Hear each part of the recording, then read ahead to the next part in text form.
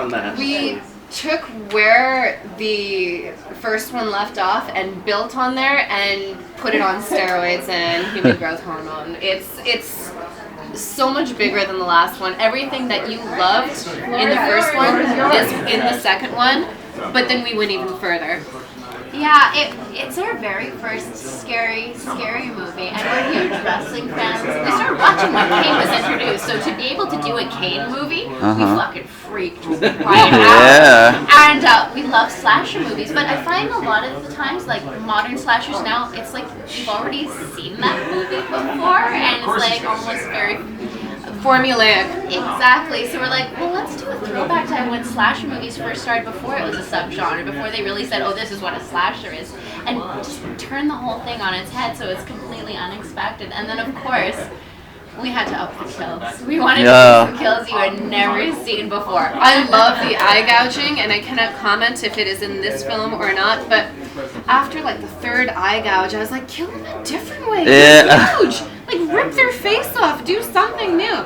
So there are a lot of creative kills in this, and there's one kill in this film that has never been done in any horror movie ever before. Ooh, it's our that's cool. resistance. It's beautiful.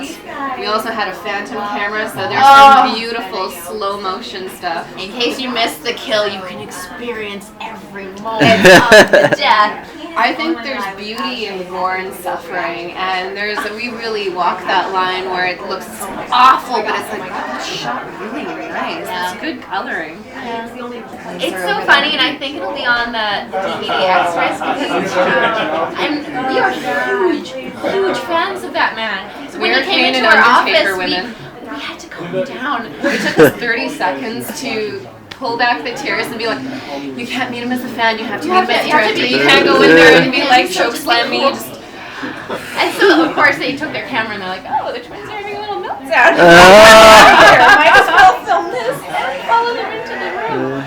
But when we went into the room, he gave us the look of, what the hell did I just say? They're going to come down eventually. They're not always going to be at a 10. We're always at a 10. Or a 12. We get pretty high. No, but he's so wonderful to work with, and the thing is, when they do their stuff, they go one take.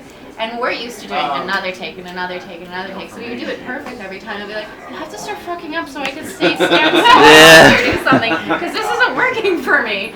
It's like, oh, well, what do you want me to do different? I just keep doing it perfect, damn it.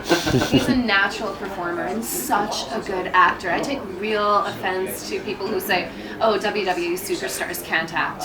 It is all they do. They don't get second takes. They have to do it in front of millions on TV and thousands live. And they're doing it with people either screaming at them that they love them or that they hate them. And if you're a diva, they're screaming, take your tits out. It's very difficult to perform under that pressure. But they do it no problem. So when you bring them on set, they're like, this is it? That's it? I just do it. Why am I waiting around so much? Why am I waiting around so much? Why do you just need my hand picking this up? Don't worry, when you see it all together, it'll make sense. I think it's beautifully shot, and also, I think this time Jacob has the story. Even though Jacob's mom is really the villain, it delves a little more inside Jacob's mind, so you get an opportunity to understand why he does what he does, and I think the characters are very well rounded otherwise as well. So I think this was going to have more emotional depth probably than the first movie did. Even though the first movie was good, I think this was pretty great. It feels different. I mean, it's a different movie. The first one is good, but you don't have to have seen it to jump into the second one. If you don't know the franchise, or if you're just sort of watching it for the first time in the theater, you can jump in and still get a sense of who Jacob Goodnigh is. And I mean, I think it's a real character-driven film. It's not a typical horror film where people are just getting off and you don't care or give a shit about them. I mean, people are really going to be invested in these characters, and the twins really wanted to make sure of that. They said that they don't believe in disposable characters, which was something that stuck with me right away. That's a good way to look at it, because they really wanted to develop these characters so you're going to get upset when they die. It should. Danielle, you faced off against some of the baddest slasher killers ever on. I did a pretty good job, didn't I? Yeah. Michael Myers and now Jacob Goodnigh. Anything you want to say about going up against Kane? You know, Kane was the only one that there's a moment where we come. There's quite a few moments. There's one in particular where Amy and Jacob come face to face. Just a little something in between us. And I remember Kane like turned around and had like he actually growled at me, and I was like, my stomach was upset. Can we hear the growl? Got a cramp. But so you know, I'm used to there being a lot of, even though usually there's a lot, like, I don't know, Crowley's face is a little messed up and Michael always has the mask on, so to just sort of have this small little thing in between us, and there was definitely a moment where I was like, oh shit, I'm not as badass as I think I usually play. And then another time where he actually, and it's all their fault, where they told him to come after me when I wasn't expecting it, and I was trying to be a tough girl, and he called ass, and I just couldn't get out of it. I've never really ran in real life, and I actually ran in real life for the first time. Because I don't know, I just like got out of the moment for a minute and was like, oh shit, oh my god, he's right there. So it was pretty fun. I take it that was one take then for that scene. Was that it? Or For that one, we had done it so many times. Well, they didn't tell us. We shot like 3 or 4 takes yeah. in it. I think they were trying to they like to have secrets, and I knew because something was going on right. I don't know if it was then or something else, where I think I like walked around the corner and I was like, I hear you guys whispering about something. If you're trying to fuck with me, I'm gonna be pissed because they're trying to, you know. No, we're just talking about the lights. They're like, They came and talked to me, and they're like, hey, we're not going to tell these guys this, but we want you to actually scare them this time. You know? I knew something was going to happen. You know, the first few takes has just been the old, you know, sort of plodding walk up, right? And this one, like, we want you to run as fast as you can and actually try to catch it. Yeah, it was pretty funny because they're like, oh, the guy, he's not stopping. Down on you like a train. Scrambling. We've got these short little legs, so we're running. He takes like 4 strides. He's already caught up to us. He didn't tell us it was coming. We walk down this hallway. He rounds it. Every take, we had just turned and started to run away.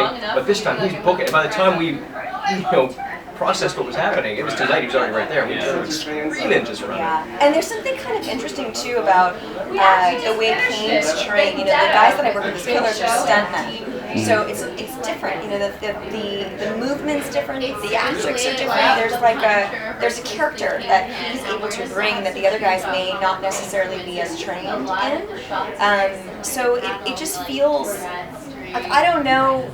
I mean, it definitely felt like I could not take him. I've done pretty well with the other guys, and I don't know if I could have taken Jacob down. I really don't. How often did you lobby, if at all, to get this sequel made? I didn't really. You know, I was surprised it took this long because the first movie was, frankly, it was a pretty big commercial success. It was WWE Studios debut, and it did pretty well. And I was surprised, like, you know, a year went by, then a couple years, I was like, okay, forget about it, I'm going to do another one. And then I just sort of got a call out of the blue. And I was actually more surprised, I was shocked. I was like, oh, wow, okay, cool. An old male prison. Yeah. And after this movie, you obviously have more movies to do, and then your WWE career, but would you want to steer more towards more movies or politics? Because I know that's big. I don't know. Okay, so earlier we asked this question, which is scarier? Horror movies or reality? Reality is much scarier, okay? I have a lot of fun acting. I really do. I find it rewarding in a different way. You know, because I mean, at the end of the day, what we're trying to do, WWE, we're trying to do here is we're trying to entertain people. We want people to have a good time. You know, and that's very rewarding for me. The opportunities that's provided. You know, the politics deal. I mean, you're dealing with scumbags. Well stated. Yeah, so I don't know. I really don't know. I'd probably try to stick with acting, whatever opportunities arise there. But maybe not. Who knows? You're so good at playing like the horror on like Kane character in WWE and the movies, but I mean you have an English degree, right? So would you want to play something more for movie-wise differently, or? I would. One of the things that the twins and I really lobbied for was for Jacob not to just be, the silent killer that doesn't say anything and just walks around plotting and that's it. And we really wanted him to have some emotional depth. We really wanted him to have some dialogue so you can actually understand what's going on inside his head. Not only does that make the movie much better, but frankly for me that's much better because people are like, oh yeah, he's not just a stunt guy that they stick under a mask. No offense to anyone, but hopefully it's a little different than that. So yes, I would like to do some other things because the other thing is I've been. Like you said, with Kane, he's a very dark character often. Yeah. Like, the most fun I've ever had was when I was doing the Team Hell No stuff with Daniel Bryan. Yeah. Because, I went from being like the meanest guy, the darkest guy on the show, to the funniest guy on the show.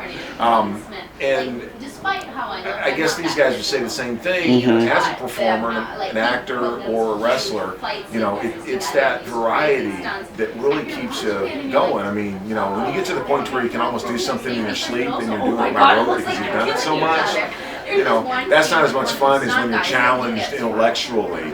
And here's this deal, it's completely different than anything you've ever done. Can you pull it off? That's when things become really fun. It must have been fun to do the corporate Kane because that was different too. Yeah, that was fun too. That was different. Yeah. Yeah. So I would like to do some other. Cool.